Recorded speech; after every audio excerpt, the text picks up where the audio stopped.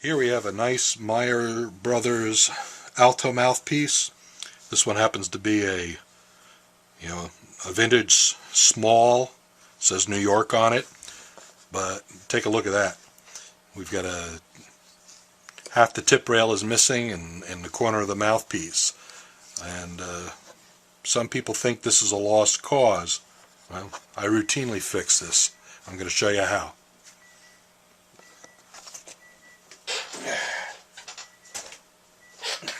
I've already measured the facing. It's really nice facing on it, so after I put some repair material on it, I probably don't have to give it an entire new facing job. Just try to match up the repair to the rest of the facing. So the way I build this up is I use an epoxy called JB Weld. Not any epoxy is going to work. There may be some others besides JB Weld that do work, but I haven't tried it. I have tried like a black acrylic, and that did not work. The black acrylic is what I use for bite plates. So to get started, you take a piece of electrical tape, put it across, and you can kind of make a little form. Okay, and that gives you a spot where you can put your epoxy in. JB Weld is gray in color, but it comes out really very functional when it's dry. Pretty much the consistency of hard rubber when it's dry and cured. So you mix out equal parts. Comes in black and white. Okay, my batteries ran out mid-sentence there, but I'm going to try to salvage this video. You can see I had the two parts mixed up, and they turned into a gray color, and then gooped it all up in here. The only concern I have when I pour this is of bubbles deep down in the crack. Sometimes when I do this job and I peel the tape off the next day, you'll see a couple bubbles where the repair is. What I do is I probe around a little bit with a needle spring and a pin vise, and that usually takes care of the potential problem. So I already did that, and so now this just has to set for a bunch of hours. I've never tried to rush it. I usually let it set overnight and work on it the next day. And I even though it's set slowly, I prop it up somehow so it won't get too thin at the repair. Yeah, you can even come back after a couple hours and push it around still a little bit. It's set so slowly. So we'll resume tomorrow. Okay, here we are the day after drying, curing. Let's pull off the electrical tape and see what we have.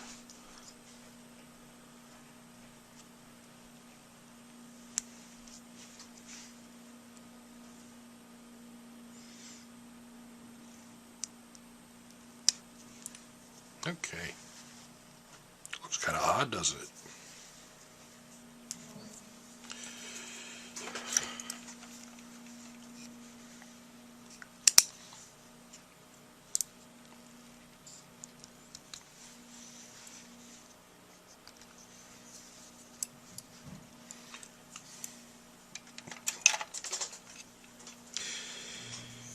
So I have a little tooth gouge there I'll fix later. I can use a black acrylic for that.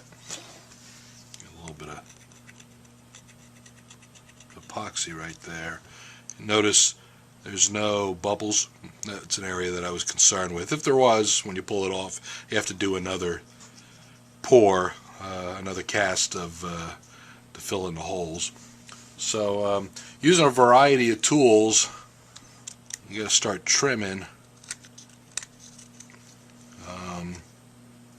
Sometimes I can use a pocket knife to get this. It's a little thick for it, so I may just resort to some coarse files.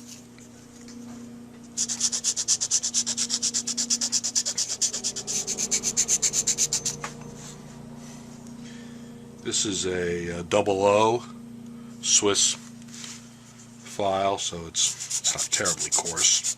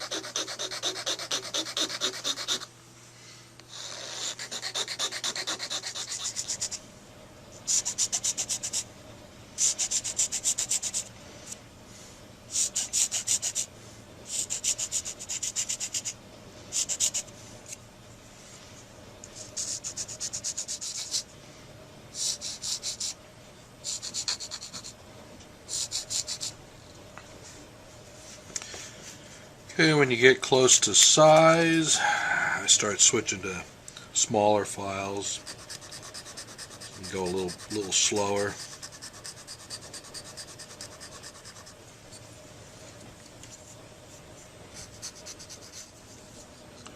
This is a single O.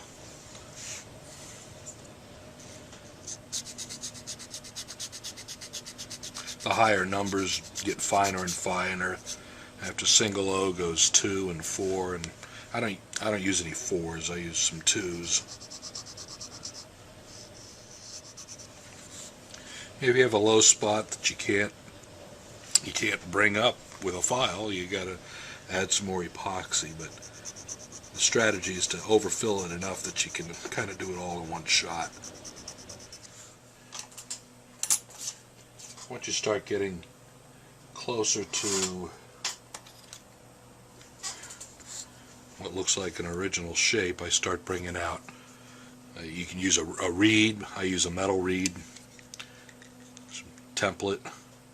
You can kind of help guide your work. I color one side with a black marker. You can tell where the high spots are and shape them a little more.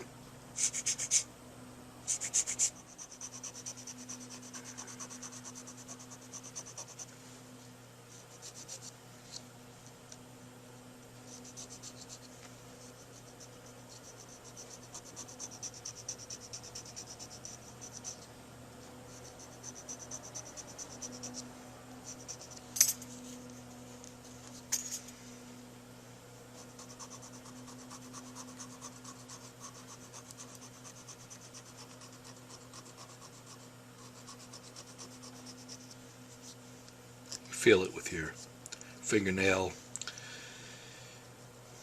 as the surface of the epoxy gets closer to the original baffle surface, and then some of the overfill is on top of the old baffle, so that starts going away when you get really close and flush.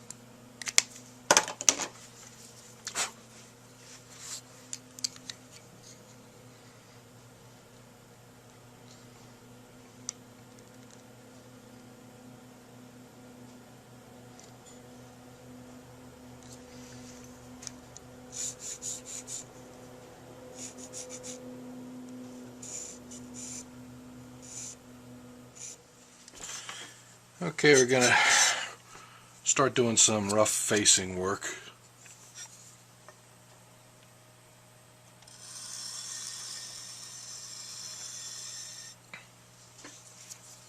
you know, epoxy is still higher on the right side than the original rail on the left.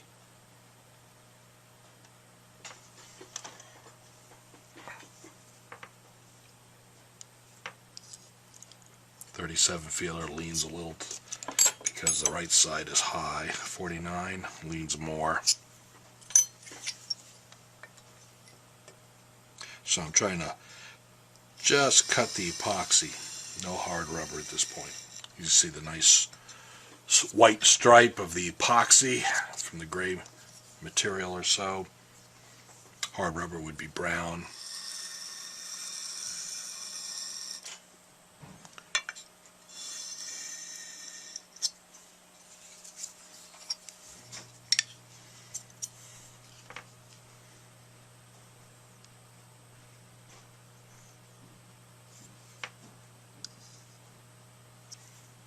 That's pretty even. 49, slight lean, not much. Not much.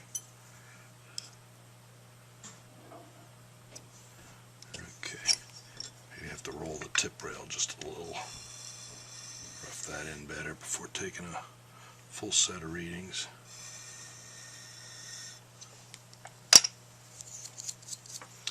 And as I cut into that, the tip rail got thicker. You know, which is another indication I have extra material here I need to take down with a file.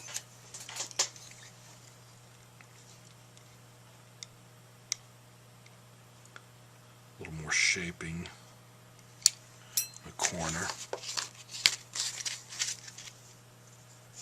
So it's some tedious, fine adjustment work.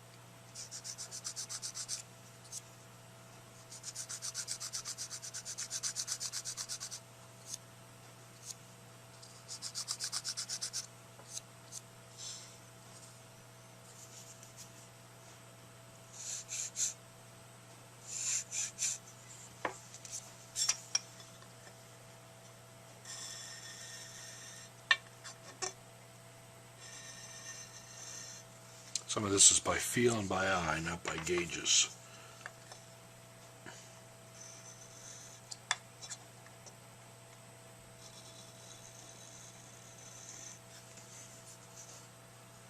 Get a little piece that wanted to stick up there, right where the break starts. It just came off.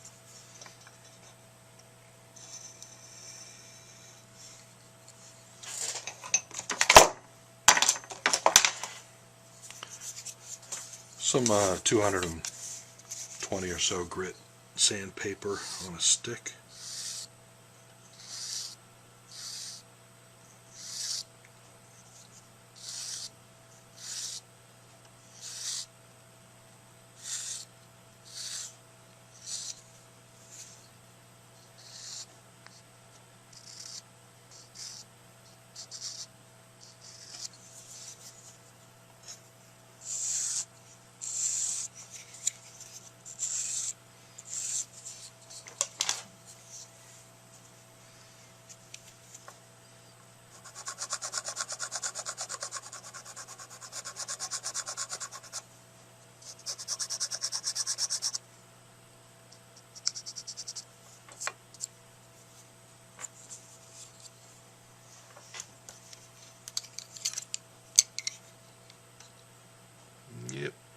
good.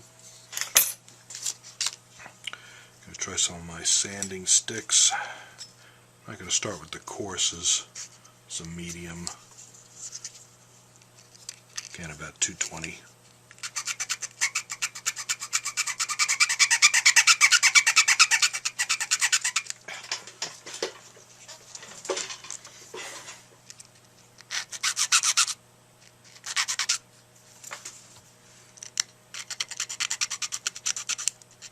Use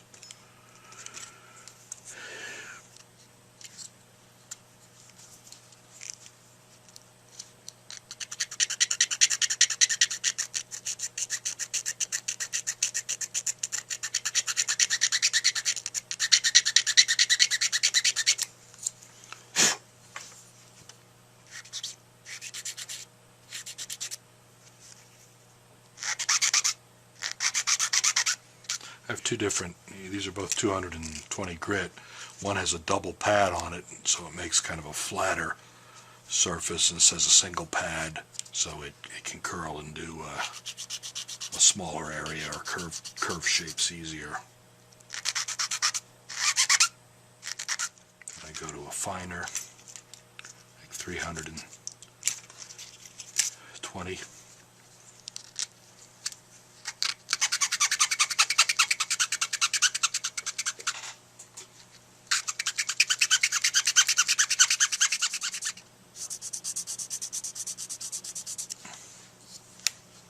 Exterior, it's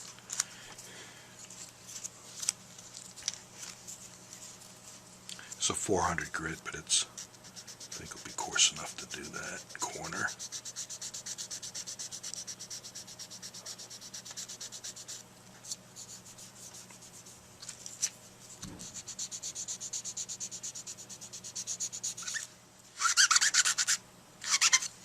Okay, might be some more adjustments to do there. But I'll use some steel wool now. Yeah, I haven't done the detailed facing work on it yet, but I think it's going to be pretty close, so I can go ahead with the cosmetic work on it, and just might have to do these steps over again.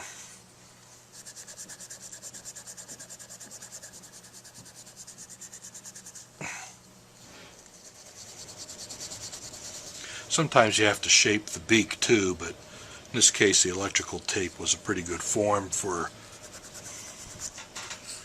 the shape of the top of the mouthpiece.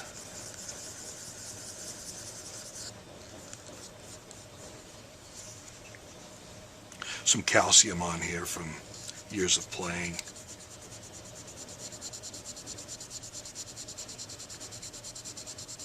From dried saliva, which you're allowed to wash off until it dries, in which case then it gets a little tougher to get off. You might need a little vinegar and some elbow grease.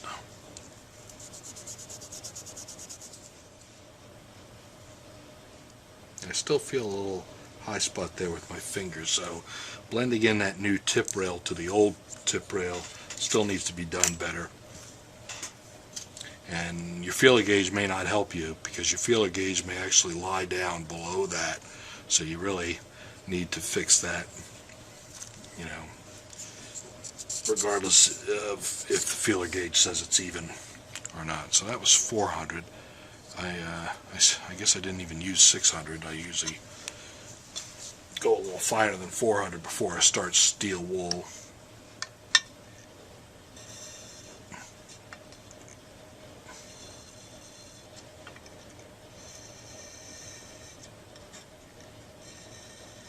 There we go. See, I could see where the tip rail was only cleaning up on the epoxy side until this last stroke, and then I saw a little bit of dust come off of the entire tip rail, so which means it's flush now, and I don't feel, you know, a high spot with my fingernail. It's almost pretty close to a symmetric thickness across there also, so you know, we've done a pretty good job of forming That's pretty flush too. So I'll go take a, from now on it's just a facing job. I'm going to take a few more readings. Like I said, the facing curve was really nice on this, on the left rail. I just have to make sure it matches up. So it's just a regular refacing job from here. I'll show you the final result after I get it all polished up. After the steel wool, I use you've seen on some of my other videos, a rubbing compound on here to get the scratches out. I may take it to a buffing wheel a little bit. So.